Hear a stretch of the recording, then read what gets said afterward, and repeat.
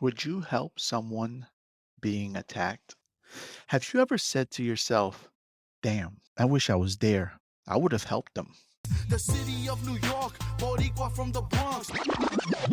I have said this many times, and I like to believe that if necessary, I would always help someone in need. But until that actual moment comes, one never really knows, right? Well, I do know.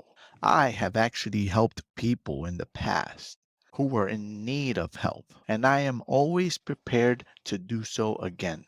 A few weeks ago, my friend and I were walking to her car after having dinner. We saw a young couple arguing. Now, this is New York City, so one has to understand that just because someone is being loud and screaming, it doesn't necessarily mean that there is an immediate threat or danger. That's just your typical, everyday New York City toxic energy. In any case, this was a male and a female arguing, and the male was doing most of the screaming. He was a young, fit, and seemingly pretty strong young man. It was quite intimidating to watch. However, I learned long ago that you are not to interfere in other people's personal business. I live by that rule, and unless things really get out of hand, I tend to mind my own business. I don't like the screaming. I'm not a fan of a man screaming at a woman. But the lady stayed with him. She was walking with him, she was following him, and she occasionally screamed back. Given those current parameters of that interaction, I felt that they were sort of on equal footing. And at that point, you have to mind your business. Odds are that if I interfered, she'd scream at me for interfering in their private discussion. She'd probably tell me to mind my own business. I have actually experienced that as well. So there was no actual violence. She's staying with him. Mind my business. That's the logic I'm following. I did keep an eye on them in case the guy did something to her, but they were just screaming at each other. And again, I didn't see any physical violence. And as I mentioned before, life has taught me that you generally don't want to interfere in other people's business. If I saw the guy hitting the woman, physically assaulting her, then I would intervene. At that point, I have no choice. Absent that, though, I would keep it pushing. And mind you, that despite him hitting her, if he had and I interfered, there is still a good chance that she would have screamed at me and told me to mind my own business. That's how it is out here. We made it to the car, we went in and we sat down. Now we saw three young kids coming out of the gym, and apparently one of them said something to this guy. This guy who was already agitated and quite aggressive. Now he came after the kids and he got right in their faces. He started screaming at them too. At this point, my friend and I were already in the car, as I mentioned, but I did undo my seatbelt and I asked her to please stand by until the situation was resolved. The guy was talking with the kids in a very aggressive manner, but the kids realized that they were in danger, and it appeared as though they were being apologetic for whatever it was that they said. Like I mentioned, this guy was very intimidated, and I'm sure they got a reality check about making snide remarks or interfering in other people's business. As I mentioned earlier, time and time again, you have to mind your business. And if you cannot or do not, you have to be prepared for the consequences.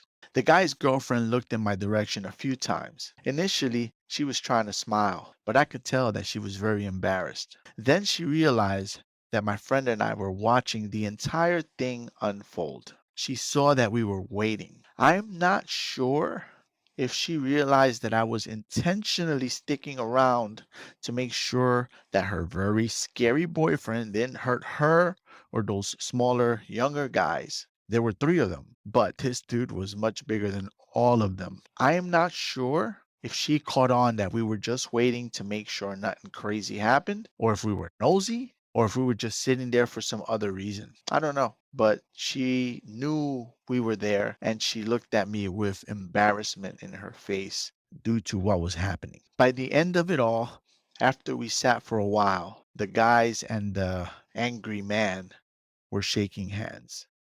they gave each other a pound. I really don't know what happened or what was said, to be honest with you guys. I really didn't want to engage, but it appeared as though he scolded them almost like an older brother or a father figure, and they were owning their mistake. Now, to be honest, I really did not want to engage in a physical altercation with this guy. I'm an old dude. I have injuries. I'm really not a confrontational person, but I was prepared to address this situation if it escalated to physical violence against the boys or the girlfriend, probably to my own detriment. Because this dude looked pretty hard. But I mean, that's why we train, right? If you say, I would have helped if I was there, then you better actually do it. Otherwise, you're a damn coward and a liar. Once things settled down, I told my friend, I think it's time to go. As I mentioned, a lot of people in life will always say, I wish I was there. Or they ask, why didn't anybody do anything? But are you willing to be that person who does something?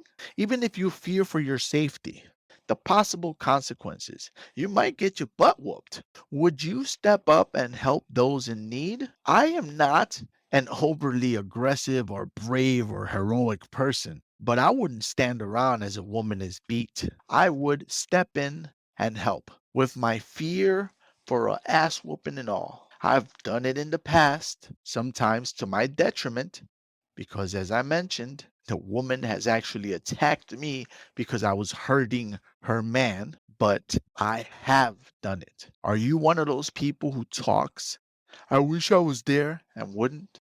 I wonder. Thanks for listening. You are listening to the NYC Talking podcast. www.nyctalking.com. Please like NYC Talking on Facebook. Please follow Angel R Talk on Twitter and Instagram. We are NYC Talking, the realest lifestyle blog ever. Thanks for listening.